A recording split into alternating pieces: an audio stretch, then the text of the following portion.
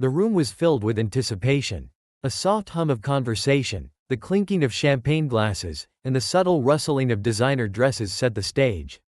But what held everyone's attention was the man standing at the front, me, Andrew Hartley, renowned perfumer.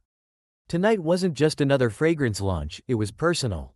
Every eye in the room was fixed on me, including hers. Julia stood near the back, looking effortlessly elegant as always, her arm casually linked with Nick's. The man who'd stolen her from me. They thought I didn't know that their secret was still buried. But tonight, I would unravel everything, not with words, but with a scent that would haunt her for the rest of her life. I raised the glass vial, its sleek shape reflecting the dim light. The room quieted. "Thank you all for being here," I began, my voice steady. "This fragrance is unlike anything I've ever created before. It's a journey, an exploration of love, desire, and, ultimately, betrayal." Julia's smile faltered, just a flicker, but I caught it. She didn't know. Not yet. But she would. "Some scents transport us to places we want to remember," I continued, stepping down from the small platform. "Others remind us of things we wish we could forget." I moved through the crowd, lightly spraying the air around me with the perfume. The guests inhaled, curious and entranced. It was a beautiful fragrance, layered with notes of jasmine, sandalwood, and a deep, smoky undertone, sensual, alluring, and haunting all at once. Julia's favorite notes were carefully crafted into something unforgettable. I watched as her eyes narrowed, recognition dawning as the scent reached her. She turned to Nick, her brow furrowing. "Good. Let her wonder. Let her start to connect the dots." "This fragrance," I said, circling back toward the front of the room, "is inspired by the duality of passion. How something so beautiful can turn dark when trust is broken." I paused, letting the weight of my words settle over the crowd. The tension was palpable. Julia's grip on her champagne glass tightened. Nick, oblivious, took another sip of his drink, still grinning like the fool he was. I stepped closer to her, spraying a little mist just above her head. The scent descended, wrapping around her like a ghost. Her lips parted, her eyes wide now, and I could see the realization starting to take root. She knew this scent. It wasn't just a fragrance anymore, it was our story, woven into every note. The late nights we spent in my lab as she helped me choose the right combinations. The weekends at home where her laughter echoed through our house. All those moments, now tainted. And she knew it. I saw her try to control her breathing, her chest rising and falling as the memories flooded back. She didn't need to say anything. The look in her eyes told me everything. She was trapped, suffocating in the very scent she once loved. And that's when I knew, the real pain was just beginning. It was subtle at first. A missed text here, a dinner rescheduled there. Julia had always been so devoted to my work, to our work. Her passion for fragrances had been what brought us together in the first place. I still remember the day we met, her excitement over the power of scent, and how a single note could evoke a memory or stir a hidden desire. That was what bonded us, what kept us strong. Or so I thought. The first real crack appeared one afternoon, about 6 months ago. I'd been working on a new fragrance in the studio, mixing a blend of amber and citrus when she walked in, her eyes sparkling with excitement. But it wasn't for me. "Andrew," she said breathlessly, "I just met someone. A designer. His name is Nick Harrington. His work is incredible. He's asked me to consult on a project for him." I remember the way she said his name like it meant something. Like he meant something. "That's great," I replied, trying to sound enthusiastic. She'd always wanted to break into the world of fashion, to combine her love of scents with design. But there was something in the way she lit up when she talked about him that gnawed at me. "He's brilliant, really. The way he sees textures and colors, it's like he can smell them. I think you'd like him." I forced a smile, nodding. I'm sure I would. But the truth was, I hated him already. As weeks passed, the cracks widened. Julia was spending more and more time with Nick. Late nights at his studio, weekends working on collaborations. She'd come home smelling different, not of the perfumes we worked on together, but of something unfamiliar, something that wasn't ours. I tried to ignore it, to rationalize it. After all, we were both artists, weren't we? Passionate about our work. She was just excited. That's all it was. Then one night, I found the texts. It was late. She'd left her phone on the kitchen counter while she showered. I don't know what drove me to do it, curiosity, suspicion, fear. Maybe all three. But when the screen lit up with a message from Nick, I couldn't help myself. I picked it up, swiped it open, and read the words that would change everything. Can't stop thinking about last night. You drive me crazy. I need to see you again. My hands shook as I scrolled through their conversation. Weeks of flirtation, hidden meetings, stolen moments. Every message was a dagger, driving deeper into my chest. The woman who had been my muse, my partner, my love, was now someone else's. And the worst part? She didn't even try to hide it. I put the phone down before she came back, my mind racing. The sound of the shower stopped, and a few minutes later, she appeared in the doorway, wrapped in a towel, her hair dripping. She smiled at me, completely unaware of the storm brewing inside me. "How was your day?" she asked, walking over to kiss me on the cheek. I stiffened, forcing myself to smile back. "It was fine," I lied. "How was yours?" She hesitated for a moment, as if sensing something was off. But then she shrugged, running a hand through her damp hair. "Busy. Nick had some big ideas for the new line. We were at it all day." I swallowed the bile rising in my throat, nodding absently. "That's great." That night, I didn't sleep. I lay next to her, staring at the ceiling, my mind replaying every moment of our relationship. How long had this been going on? How many times had she lied to my face, telling me she was working late when in reality, she was with him? By morning, I'd made my decision. Confronting her wouldn't do any good. She'd deny it, twist it, make excuses. No, I needed to handle this differently. I needed to make her feel what I was feeling, the confusion, the heartbreak, the betrayal. And I knew exactly how to do it. I started working on the new fragrance that very day. It would be my masterpiece. A scent so beautiful, so intoxicating, that it would captivate anyone who smelled it. But beneath that beauty would lie something darker, something unsettling. A reminder of everything she had thrown away. It was no longer just a fragrance, it was a weapon. One that I would use to remind Julia, every day, of the life we once shared, and the man she had betrayed. It was a slow process, but every day that passed, I inched closer to perfecting the fragrance. I could almost feel it taking on a life of its own. A blend of everything I knew Julia loved, the floral hints of jasmine, the warmth of amber, and that familiar sandalwood that always made her smile. But beneath it, I laced something deeper, something more unsettling. Notes that would unsettle her without her knowing why. The fragrance would pull her in, only to remind her of the betrayal she had tried so hard to hide. I didn't tell her what I was working on. In fact, I didn't tell anyone. Not my colleagues, not my clients, not even my closest friends. This project was mine alone, something only I could understand. I had started to notice the little things. The way Julia would come home later than usual, the scent of unfamiliar cologne clinging to her clothes. She always had an excuse. Nick and I were brainstorming. The team needed more time to finish the designs. Lies. All of them. But I pretended not to notice. I pretended to be the understanding husband, while behind the scenes, my plan was slowly taking shape. One night, after another late meeting, she slipped into bed beside me. I could smell him on her, faint but unmistakable. My heart pounded in my chest, anger bubbling just beneath the surface. But I didn't let it show. Not yet. There was still work to be done. "Busy day?" I asked, my voice even, controlled. She nodded, barely meeting my gaze. "Yeah, you know how it is. Nick's been pushing the team hard lately. Wants everything to be perfect for the launch."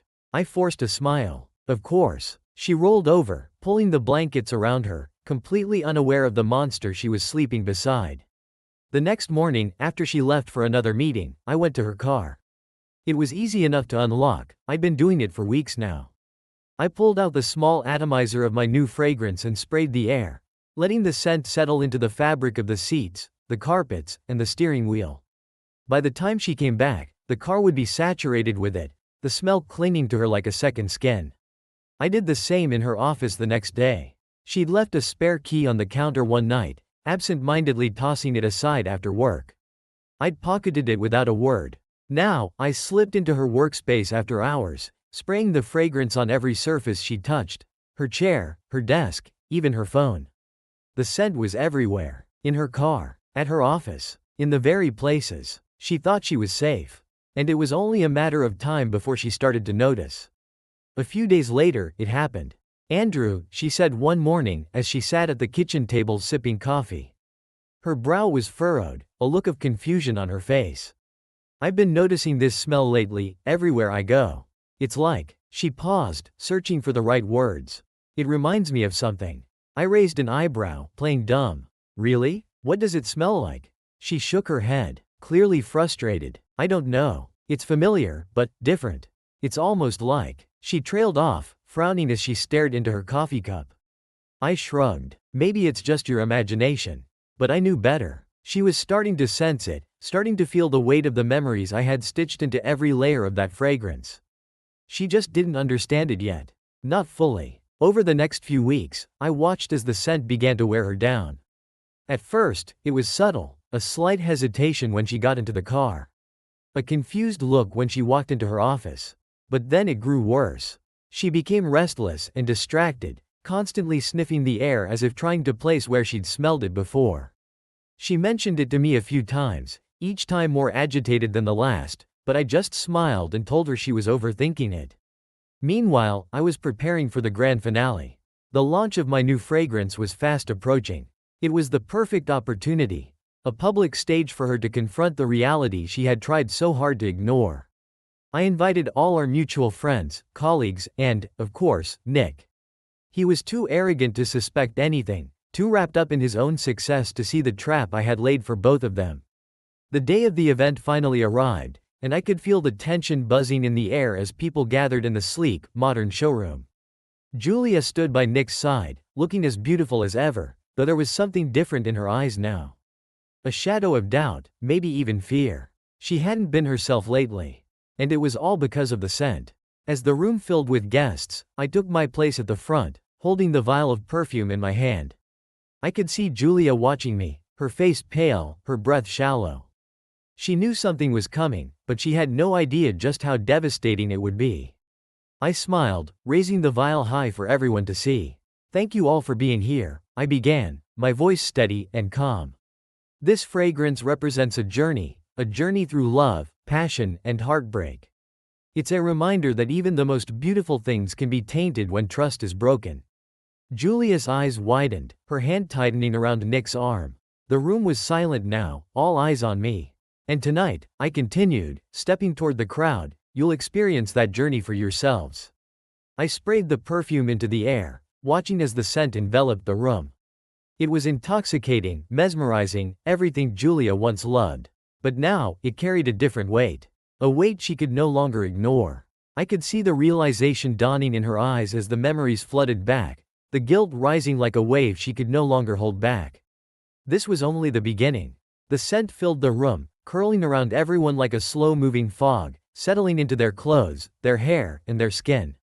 I could see it immediately, the way their eyes lit up with recognition, the way they instinctively leaned in, trying to place the elusive memory it stirred. It was a scent no one could ignore.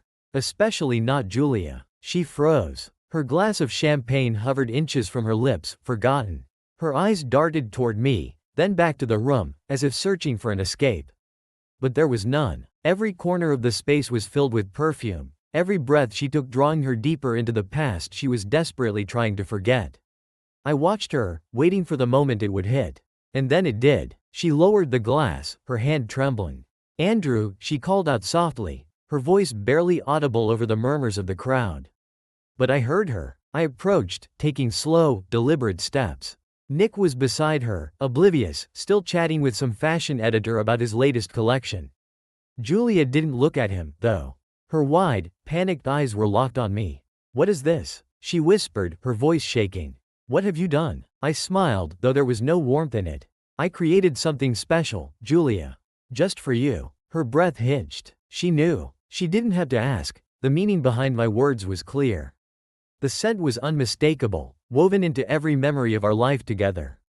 The jasmine, sandalwood, and amber, the very notes we had built our relationship around. But now there was something else, something dark and unsettling, a reminder of everything she had destroyed. Nick finally noticed the tension, glancing between us with a confused smile. What's going on? Is everything all right? Julia ignored him, her focus solely on me. You did this on purpose, she said, her voice barely above a whisper. I stepped closer, lowering my voice so only she could hear. I know about you and Nick. I've known for months. Her eyes widened in shock, and for a moment, I thought she might faint. But she didn't. Instead, she gripped the edge of the table, steadying herself as the weight of my words crashed down on her. Andrew, she began, but I cut her off. This scent, I said, gesturing to the air around us, is our life. It's everything we were, everything we built. But now, it's tainted. Just like us. Nick looked even more confused, glancing between us, trying to make sense of the tension. What the hell are you talking about?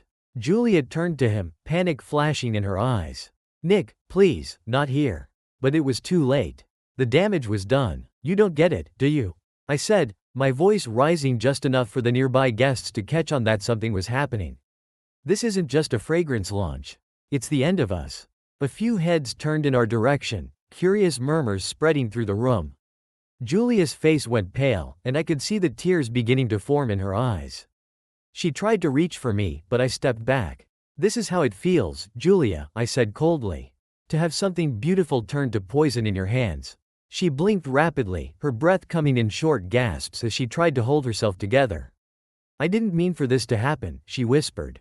It wasn't supposed to be like this. I laughed bitterly. It never is. Nick, finally realizing what was going on, took a step forward, his jaw clenched. You're out of line, Andrew. I turned to face him, my anger barely contained. No, Nick, I'm exactly where I need to be. You're the one who's out of place. He glared at me, but before he could respond, Julia stepped between us, her voice desperate.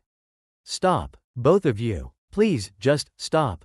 But the damage had already been done. I had ripped open the wound, and there was no going back. I turned and walked away, leaving them standing in the middle of the room, surrounded by the scent of their betrayal. I don't remember much of the night after that. Faces blurred together, voices became indistinct murmurs, and that scent, lingered everywhere, suffocating me in the memories it carried. The only clear image I had was of Julia, standing there with tears in her eyes, trying to hold her life together as it crumbled around her. I left the event early, slipping out the back without saying goodbye to anyone. The fresh air hit me like a wave, momentarily clearing my mind, but the scent was still there, clinging to my clothes, my skin.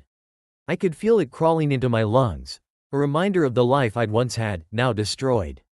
I drove aimlessly for hours, not knowing where I was going, not caring. The streets of the city were a blur of lights and motion, and I just kept driving, trying to outrun the anger, the pain, and the overwhelming sense of betrayal. But no matter how far I went, it was always there, like a shadow I couldn't shake. Eventually, I found myself back at our house. The place that had once been filled with warmth and love now felt cold and empty. I walked through the door, the silence pressing down on me. I stood in the foyer for what felt like an eternity, just staring into the darkness, trying to figure out what had gone wrong. I didn't turn on the lights. I couldn't. I didn't want to see the remnants of the life we'd built, didn't want to be reminded of the love that had once filled this space. Instead, I went straight to my studio, closing the door behind me. This room had always been my sanctuary, a place where I could escape the world and lose myself in my work. But now, it felt different. Stale, as if the very air had been poisoned by everything that had happened. I sat down at my workbench, the familiar tools and bottles scattered around me. I should have felt something, anger, sadness, regret. But all I felt was numb. I reached for the vial of perfume, the one I had used at the launch. The scent that had been my masterpiece, my revenge. I uncapped it, letting the smell fill the air. For a moment, I just sat there, breathing it in, letting it wash over me. But this time, it didn't bring the satisfaction I had hoped for. Instead, it brought something else, an overwhelming sense of emptiness. I had thought that by creating this scent, by exposing Julia's betrayal to the world, I would feel vindicated. But as I sat there, surrounded by the very thing I had poured my soul into, I realized that all it had done was leave me hollow. The betrayal was still there, festering like an open wound. But the revenge hadn't healed it. It hadn't made me whole again. If anything, it had only deepened the hurt.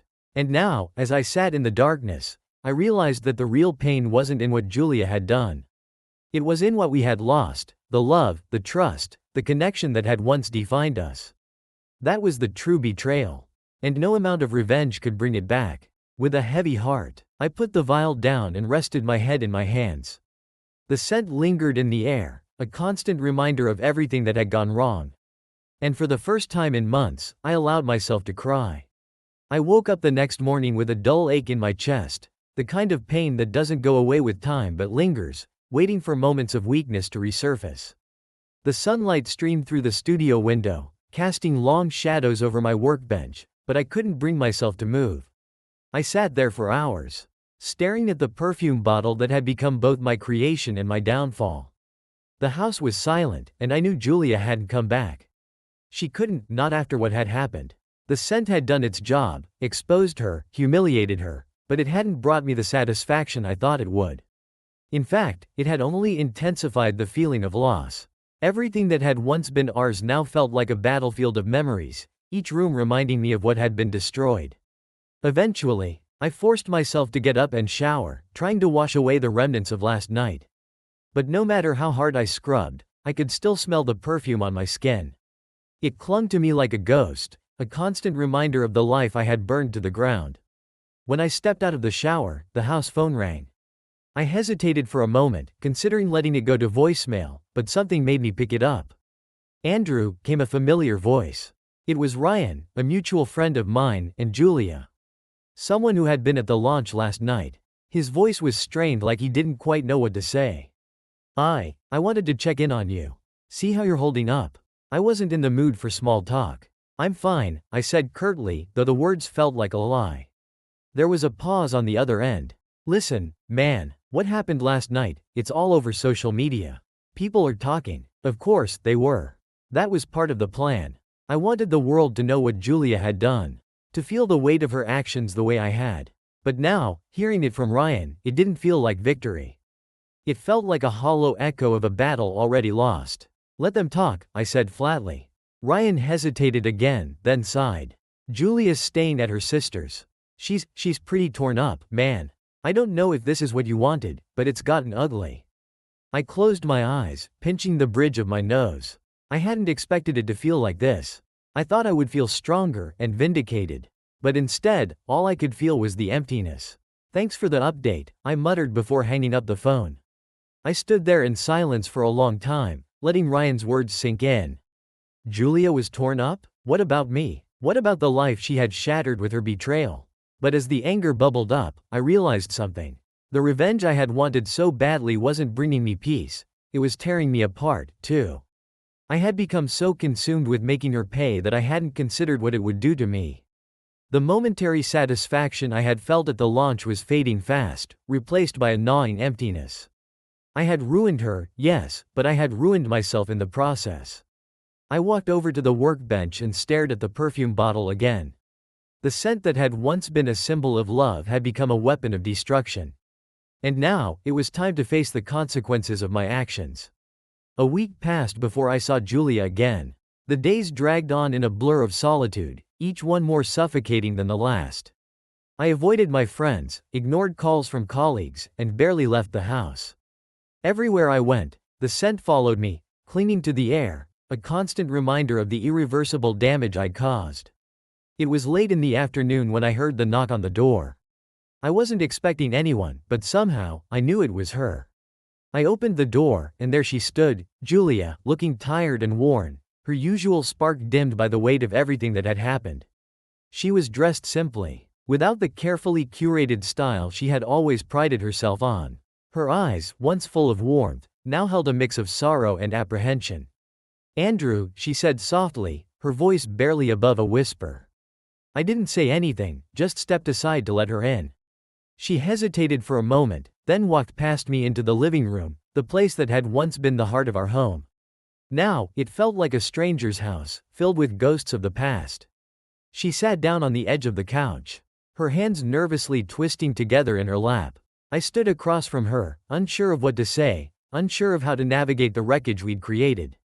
For a long moment, neither of us spoke. The silence between us was heavy, thick with unspoken words and unresolved emotions.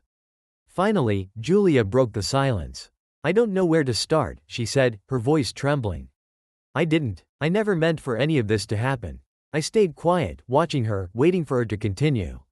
She looked down at her hands, unable to meet my gaze. "What I did, with Nick, it was a mistake. A horrible, stupid mistake. But I never wanted to hurt you like this." I let out a bitter laugh, shaking my head. "You didn't just hurt me, Julia. You destroyed everything. She flinched at my words, tears welling up in her eyes. I know I did, and I'll never forgive myself for it. We sat there in the aftermath of her confession, the weight of our ruined marriage hanging over us like a dark cloud.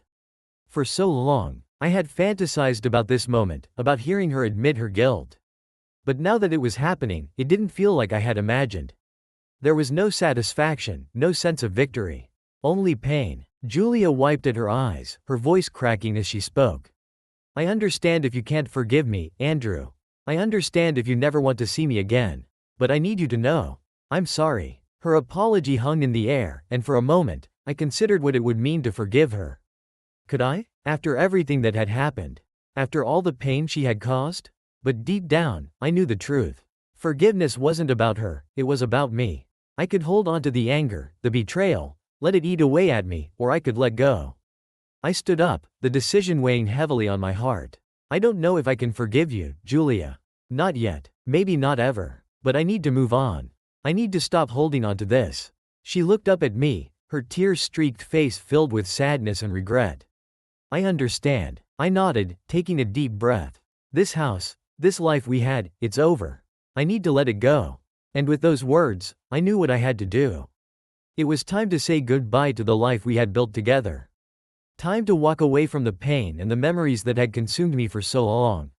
As Julia stood to leave, I didn't stop her. We didn't say any more goodbyes, no promises of reconciliation.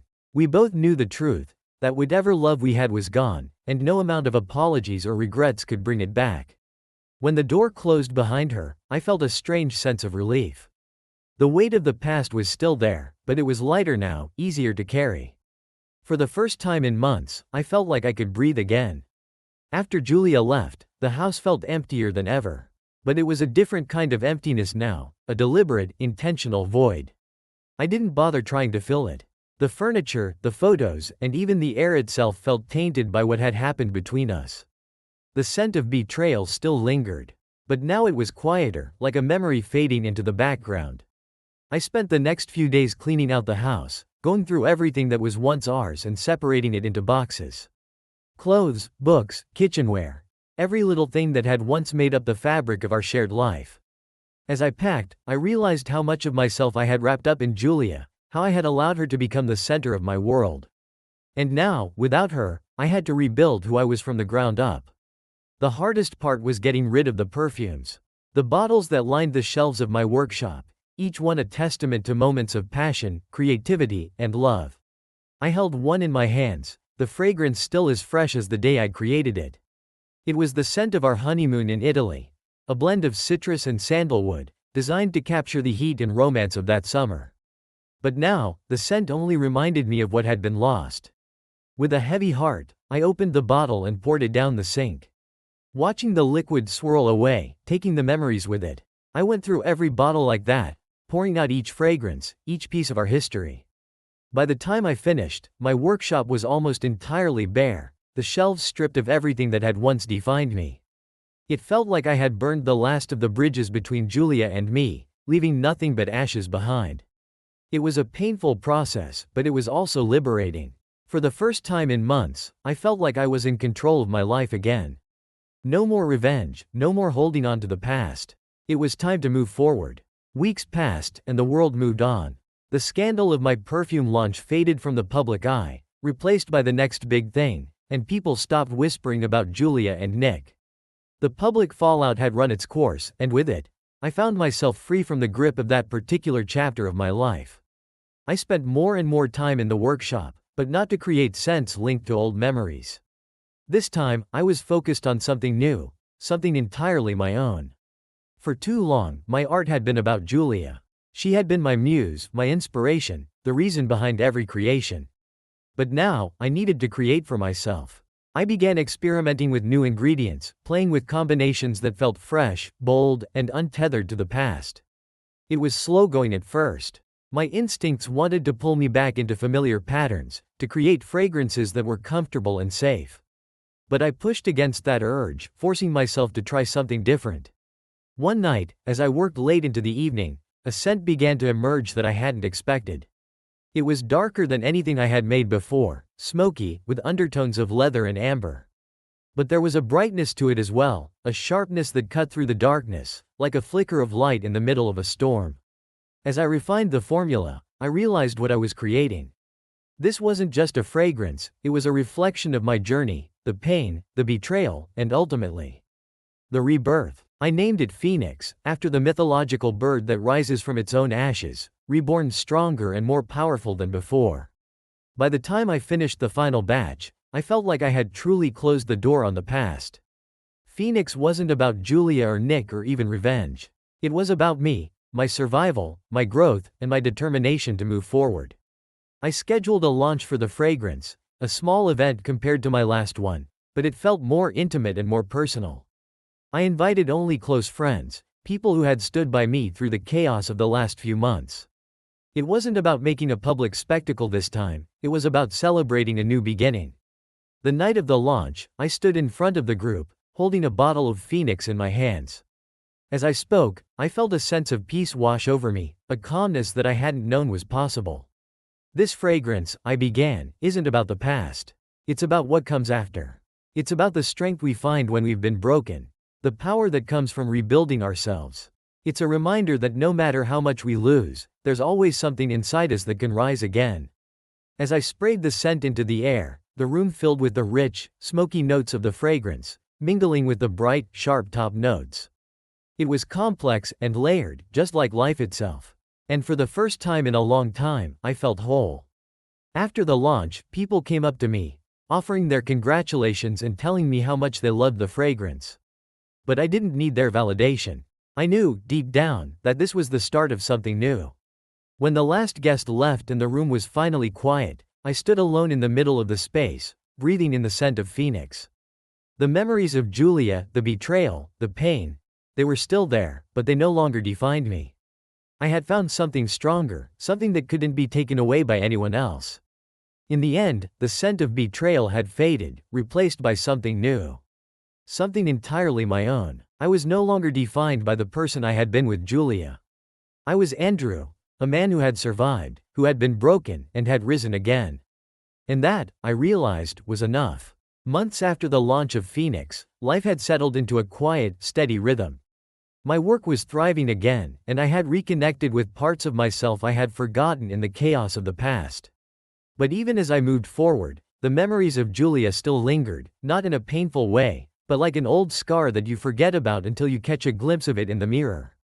One afternoon, I was walking through the city, heading to a small boutique that wanted to carry my new fragrance line.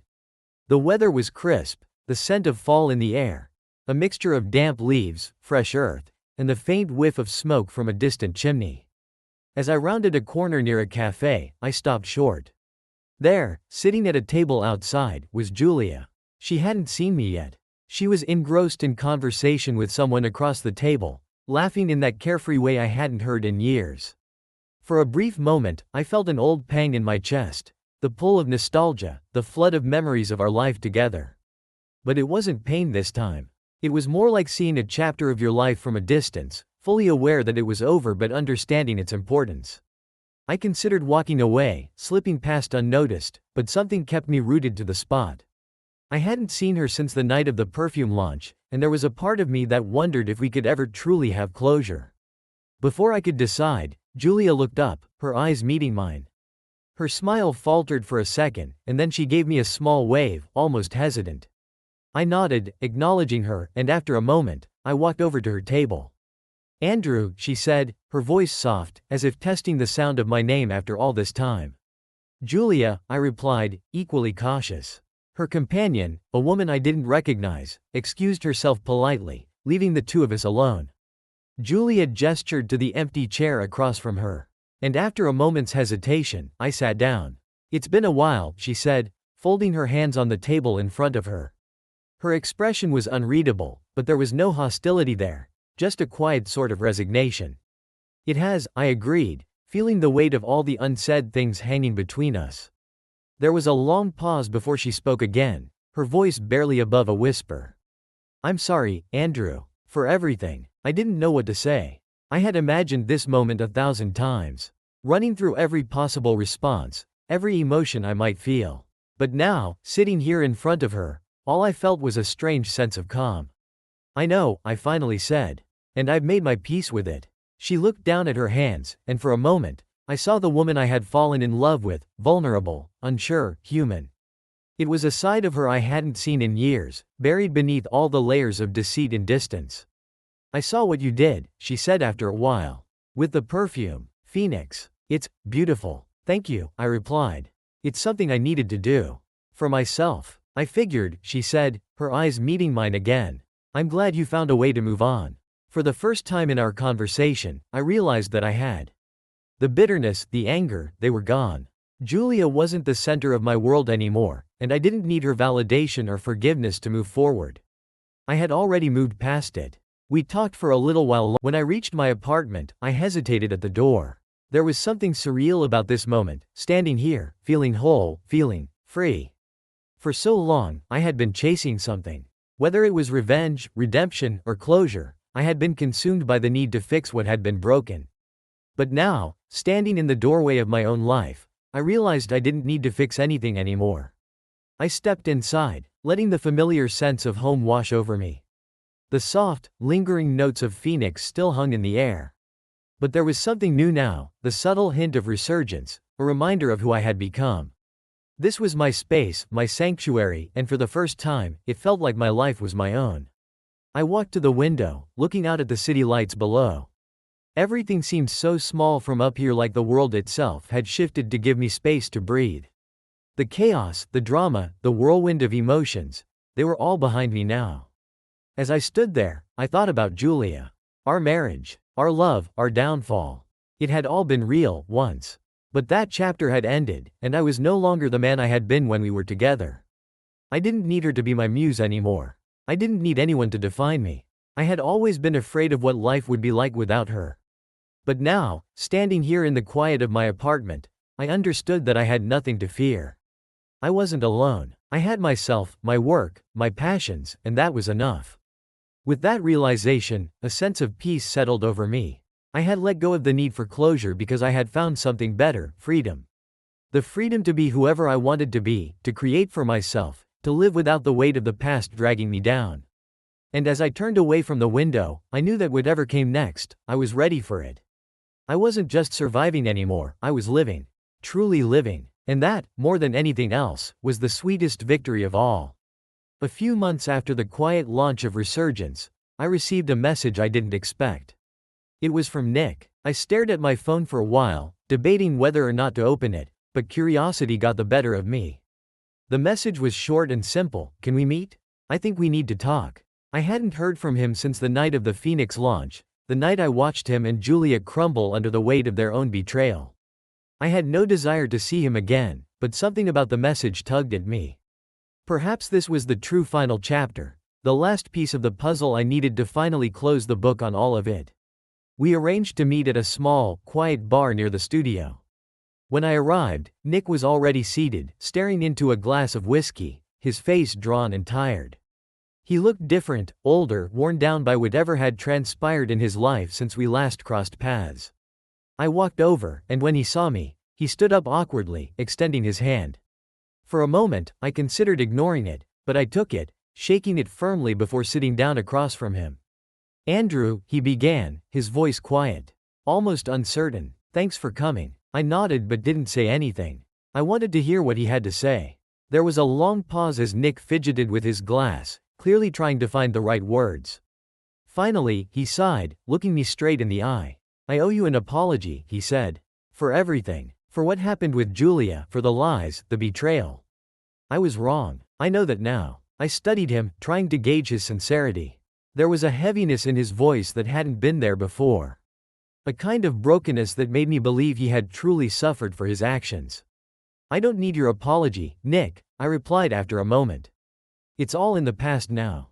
He nodded, seeming to understand, but there was more he needed to say. "I lost her, you know," he continued, his voice barely above a whisper. "Julia. After everything that happened, we tried, but it just wasn't the same. She left a few months ago."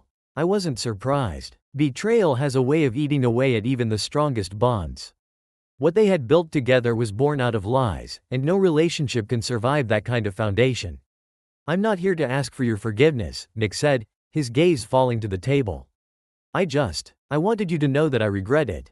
Every day. What I did to you, to Julia, to myself. I leaned back in my chair, letting his words sink in. I didn't feel anger anymore, I had let go of that long ago. But hearing him admit his regret didn't bring me any satisfaction either. It just felt empty. What happened between you and Julia was your choice, I said finally. You both made decisions that hurt a lot of people. But I've moved on. My life is better now because of it. Nick looked up, a mixture of relief and sadness in his eyes. I'm glad to hear that, he said softly. You deserve better. For a moment, we sat in silence, the weight of the past still lingering between us. But I knew this conversation wasn't about making amends. It wasn't about reconciliation or forgiveness. It was about closure, for both of us. I found my way forward, Nick, I said, standing up. I hope you can do the same. He nodded, his expression resigned. I'm trying, he said. It's not easy, but I'm trying. I gave him a final nod, then turned and walked out of the bar, feeling a strange sense of finality wash over me. The chapter was truly closed now, not just with Julia, but with Nick too. As I stepped into the cool night air, I realized that the last remnants of that painful chapter were gone.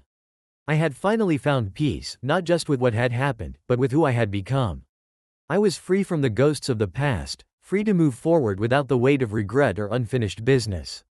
And as I walked down the street, the city lights stretching out before me, I knew that whatever came next, I was ready. A few weeks after my encounter with Nick, life began to take on a new rhythm. There were no more messages from Julia, no reminders of the past, no more old wounds being reopened.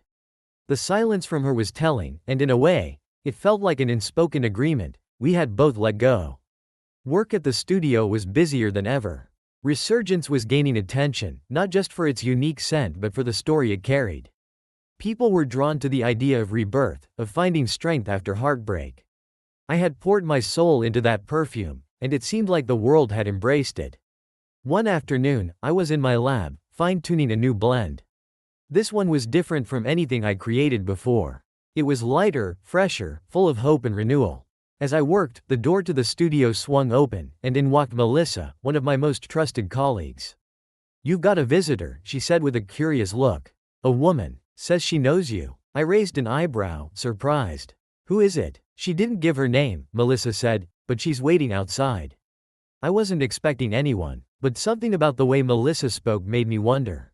I set my tools aside and wiped my hands, heading out to the lobby. When I stepped out, my heart momentarily stopped. Julia was standing there, looking almost exactly as I remembered her, though there was something different now. Her face was softer, less guarded, and she wasn't wearing the same mask of confidence she used to. Andrew, she said, her voice quiet, almost hesitant. I hadn't expected to see her again. After everything that had happened, after all the words that had been said, or left unsaid, I thought we had parted ways for good. What are you doing here, Julia? I asked, keeping my voice steady. She took a deep breath, looking down at the floor before meeting my eyes again. I've been thinking a lot about us. About everything that happened, and I wanted to talk to you. I crossed my arms, unsure of what she could possibly say at this point that would change anything. But I nodded, letting her continue. I'm not here to ask for forgiveness, she began, her voice faltering slightly. I know I hurt you. And I know that what I did, it can't be undone. But I needed you to know that I've been carrying that with me. The guilt, the regret. I've been living with it every day. I listened, watching her carefully. This wasn't the same Julia who had walked out of my life. There was a vulnerability in her now that I had never seen before. I thought that by leaving you, by choosing Nick, I was finding something I had been missing, she continued. But the truth is, I was just running away. From myself, from you, from everything. And now I'm just trying to make sense of it all. Her words hung in the air, and for a moment, neither of us spoke. I could feel the weight of the years between us, the history, the love, and the pain. But something inside me had shifted. I wasn't angry anymore. I wasn't even hurt. I had moved beyond all of that. I've already found my peace, Julia, I said, my tone calm but firm. I've let go of the past, and I'm not looking to go back. She nodded, her eyes glistening slightly. I know. I can see that. And I'm glad you found it. You deserve to be happy. For a moment, I wondered if this was her way of seeking closure, her final attempt to make sense of what she had done, to find her own way forward. But whatever her reasons, I realized that this conversation wasn't about reopening old wounds. It was about acceptance. I've learned a lot from all of this, I said, my voice softening. About who I am, about what I want. And I found that I don't need anyone to be my muse anymore. I can create, I can live, I can move forward on my own. Julia looked at me, a mixture of sadness and understanding in her eyes. I'm glad you found that. I really am. I gave her a small nod. And I hope you find your own peace too, Julia. With those words, it felt like the final chapter was closing. There was nothing more to say, nothing more to resolve. We had both made our choices and now, it was time to live with them. She gave me one last look, a faint smile touching her lips. Goodbye, Andrew. Goodbye, Julia. As she walked out of the studio, I watched her go, feeling a strange sense of lightness. This wasn't the dramatic ending I had once imagined. There was no grand confrontation, no explosive revelations. Just two people, moving on in their own ways. I turned back to the lab, feeling the cool air of the studio wrap around me like a gentle reminder that life was still ahead of me. There were new scents to create and new experiences to embrace. As I stood there, inhaling the fresh, hopeful aroma of the perfume I had been working on, I realized that this was my true resurgence. Not defined by Julia or her betrayal, not even by the revenge I had crafted so carefully. It was something simpler, something purer. I was free, finally free, and that was all that mattered. Months passed, and life settled into a calm rhythm. Resurgence continued to receive acclaim, not just for its fragrance but for the story it symbolized. My journey from betrayal to rebirth resonated with people, and while I had never intended for my personal life to become part of the brand, it has shaped everything I have created since. One evening, as the sun began to set, casting a warm glow over the city, I found myself back in the lab. I had been working on something new for weeks, a scent that had started to take shape in my mind but still eluded me. It wasn't about heartbreak or closure or even freedom. It was about what came after. It was about the future. As I mixed the final ingredients, I realized something profound. This was the first scent I had made that wasn't tied to my past. It wasn't about Julia, Nick, or even the journey I had been on since their betrayal. This scent was about me, about the life I had built after everything had fallen apart. I carefully bottled the fragrance, holding it up to the light. It shimmered with a soft, golden hue, almost like the warmth of a new day. I had no name for it yet, but I knew that this was the scent of a new beginning. The door to the studio creaked open, and I looked up to see Melissa standing there, her usual smile lighting up her face. "You've been at it all day," she said, walking over to me. "Is this the new one?" I nodded, handing her the bottle. "I think it's finished." She uncapped it, inhaling deeply, her eyes widening slightly. "It's different," she said, her tone thoughtful. "It feels light, but there's something deeper underneath. It's hard to explain." I smiled, knowing exactly what she meant. "It's not tied to anything," I said. "No heartbreak, no pain. Just me." Melissa nodded, capping the bottle and handing it back to me. "I think it's your best one yet." We stood in comfortable silence for a moment, the weight of everything that had happened over the past years slowly dissipating. Melissa had been by my side through all of it, from the creation of Phoenix to the launch of Resurgence, and now, to this new, unnamed fragrance. "I've been thinking about taking a break," I said suddenly, surprising even myself. Melissa raised an eyebrow. "A break? From work?" "Not just from work," I said, glancing out the window at the fading sunlight. "From everything. I've spent so much time creating, trying to move forward, trying to rebuild my life. I think it's time I just live it for a while." She smiled softly, understanding. "You deserve that." I nodded, feeling a sense of peace wash over me. For so long, I had been consumed by the need to fix things, to heal, to find my way forward. But now, I realized that I didn't need to keep searching. I had already found what I was looking for. I was free, truly free. The next morning, I packed a small bag and left the city for the first time in what felt like forever. I didn't have a destination in mind, just the open road and the promise of something new. As I drove, the scent of my new fragrance lingered in the car, a constant reminder of the man I had become. The sun rose higher in the sky, casting a golden glow over the landscape as I left the past behind. There was no more pain, no more need for revenge or closure. Only the future is wide open and full of possibility. And as I drove into that future, I knew one thing for certain: this was just the beginning. The scent of a new beginning.